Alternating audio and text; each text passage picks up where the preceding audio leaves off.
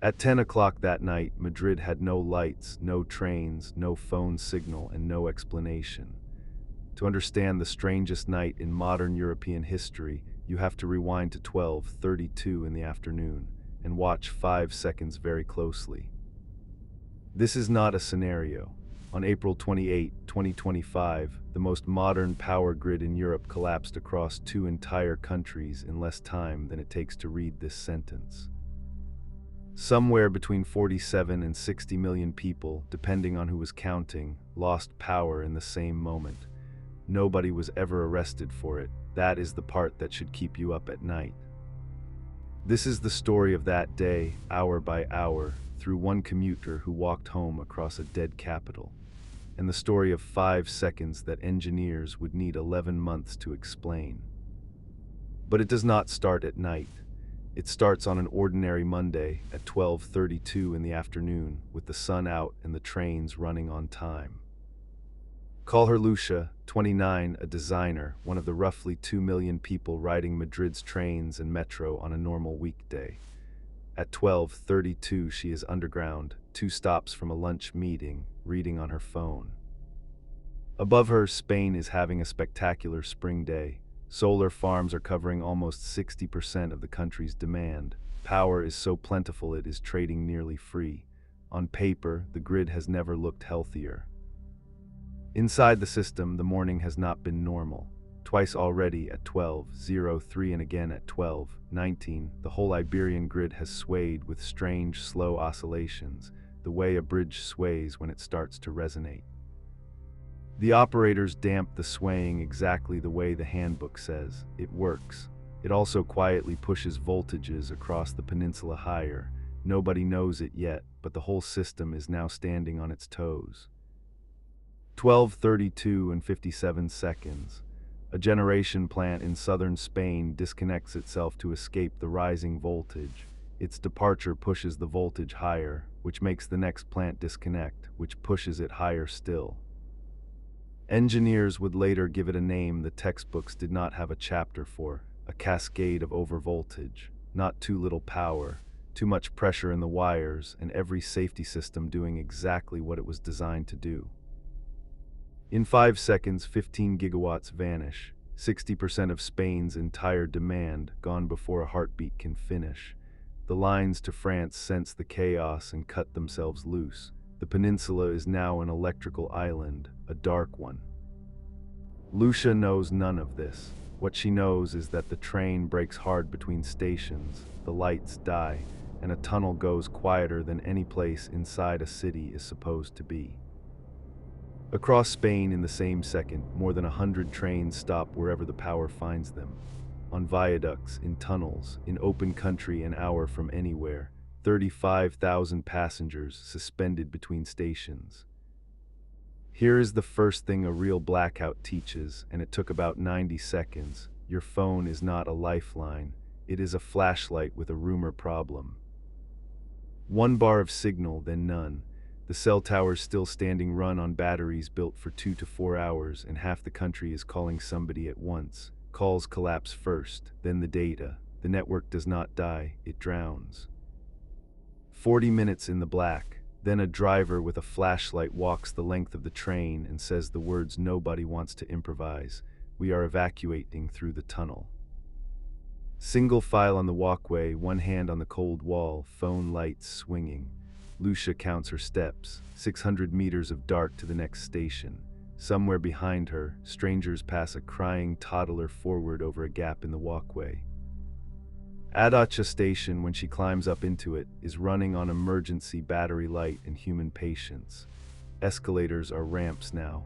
The departure boards are black rectangles. Thousands of people stand looking up at nothing. Outside is stranger. Every traffic light in Madrid is dead.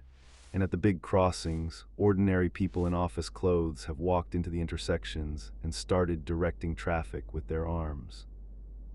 It mostly works, that detail matters.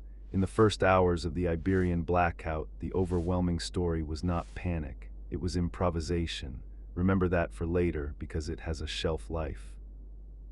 Lucia's office is closed, its glass doors dead. Her apartment is 7 kilometers south.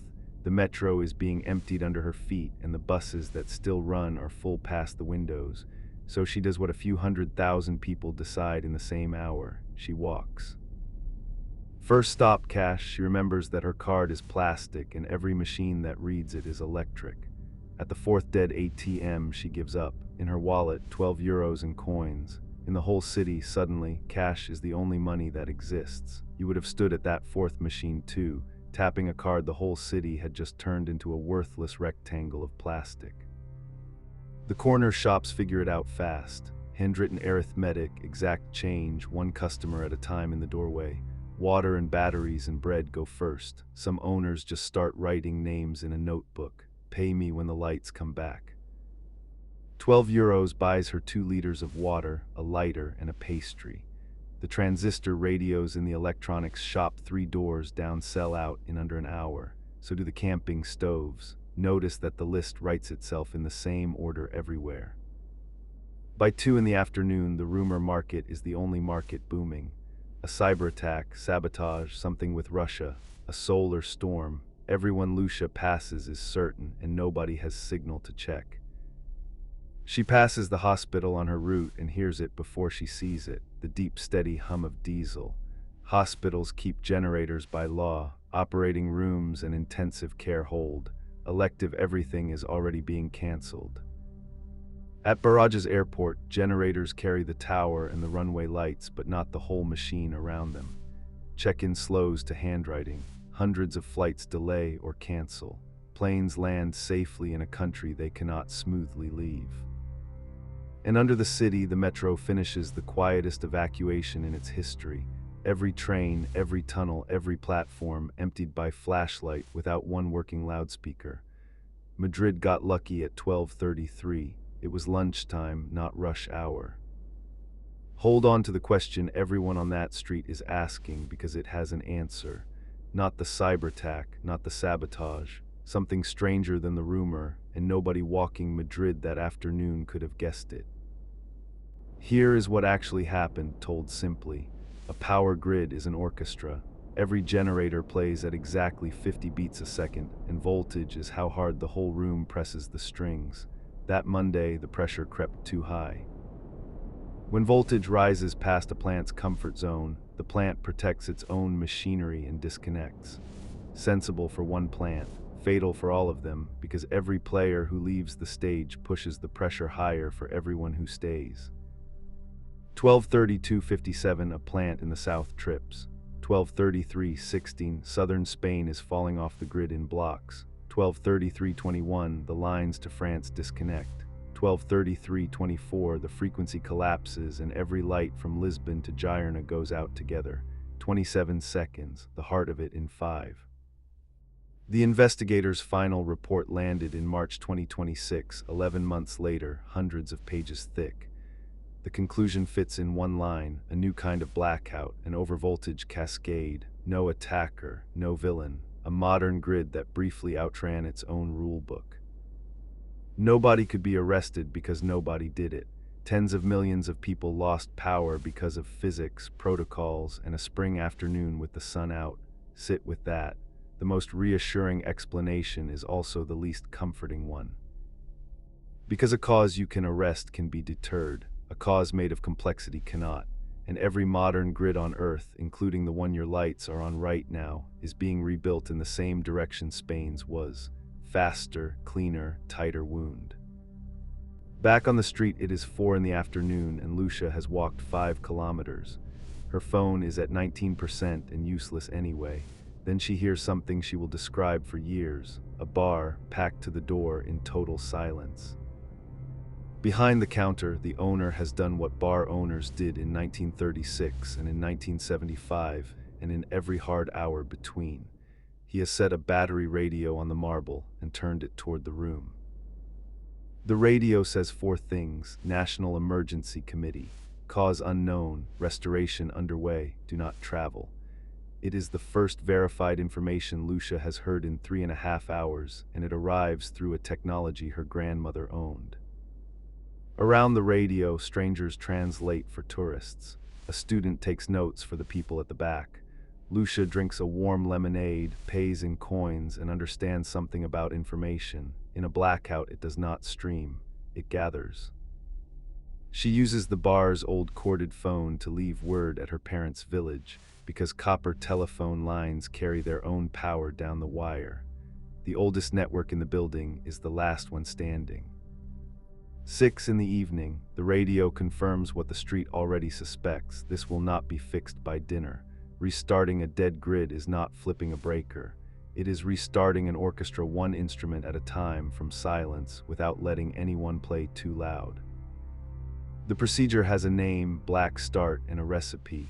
Hydroelectric dams first, because water does not need electricity to fall. Then, carefully, power fed in over the border lines from France and from Morocco, like jump leads between countries. From those first sparks, island by island, the grid is rebuilt through the night, each block of houses added gently so the young grid does not stumble again. Nobody had ever restarted this much of Europe at once. But Lucia does not know the recipe. Nobody on the street does. All she knows, as true night comes down, is that Madrid has no lights for the first time in living memory, and she is still 3 kilometers from home. The dark is not what she expected. At street level it is social. Doorways full of neighbors on plastic chairs, a guitar somewhere, kids playing in the last gray light while the grown-ups trade rumors and cheese. Stars over the center of Madrid. People stand in the middle of the street pointing up. Most of them have never seen the Milky Way from their own address. It was not safe everywhere, and honesty matters here. There were robberies that night, fights over taxis, water sold at 5 times the price. Cities do not become saints in the dark. They become more of what they already were in both directions.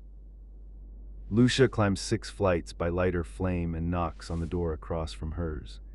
Doña Carmen, 84, has been sitting in the dark since 12:30, radio off to save the batteries, waiting, as she puts it, for the world to explain itself. They eat what the warming fridge offers, tortilla and strawberries, by the light of one candle standing in a bowl of water. Carmen learned that trick in 1957. A candle that falls into water is a candle, not a fire. That trick matters more than it sounds. In the hours around the blackout, several deaths were linked to improvised light and power. A candle burning too close to a bed in Madrid, and in a Galician village, a family of 3 taken in their sleep by the fumes of a generator running indoors. Write the rule the way the firefighters say it. The generator sleeps outside, full stop, and a candle never gets a room to itself. The blackout itself killed almost nobody. The improvised fixes did the killing. 11 at night, from Carmen's balcony, a miracle in slow motion. Districts coming back one by one, blocks of amber switching on like constellations landing. Each time, cheering rolls across the rooftops from streets away. Their own street returns at 1:40 in the morning. The fridge shudders awake. The stairwell light blinks on and stays. Carmen applauds alone in her armchair with 7 decades of practice in knowing exactly how fragile this is. By 7 the next morning, more than 99% of Spain has power again. The trains crawl back over 2 days. The phone networks take longest to heal. And 55 million people go back to work carrying the same unfinished sentence in their heads.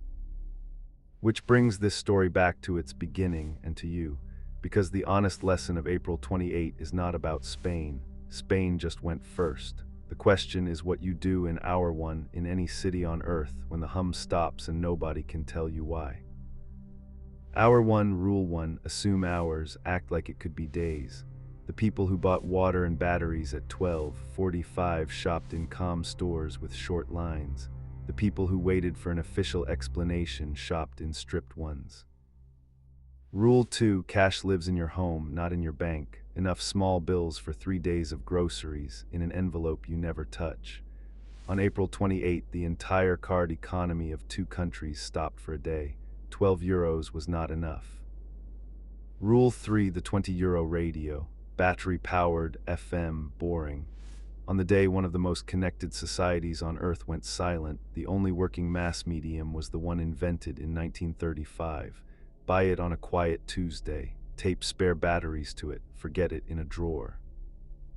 Rule 4, walk, do not drive. Every driver who joined the dead signal traffic that afternoon fed the gridlock that ambulances had to swim through. The fastest thing in Madrid on April 28 moved at 5 kilometers an hour on foot. Rule 5, airplane mode and guard the battery like water. Send one text to one person. I am fine, walking home, next message at 8. A text will squeeze through a drowning network that a call never will. Rule 6 is Doña Carmen. Somewhere within one floor of you lives someone who cannot do stairs or dark or heat or silence. Knock. The blackout of 2025 was survived on landings and doorsteps, not in bunkers.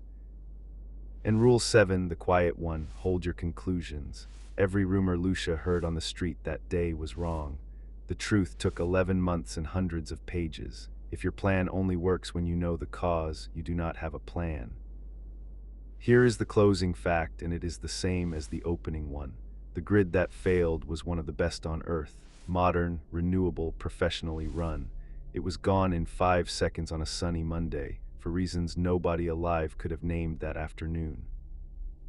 Between 47 and 60 million people got a free rehearsal that April. Within hours, they learned what actually works: cash, radios, neighbors, patience. The tuition was one strange day. Yours does not have to cost even that. So tonight, while the grid still hums, walk your own hour one. Find the radio, the cash, the water, the stairwell, the neighbor's door. It takes 20 minutes. Lucia's walk took 5 hours. Lucia is one ordinary day, reconstructed. The blackout that swallowed her city was completely real. The next one is not scheduled. Blackouts never are. But at 12:32 on some ordinary afternoon, somewhere the orchestra will stumble again. The 5 seconds will not be yours to prevent. The 5 hours after belong entirely to you.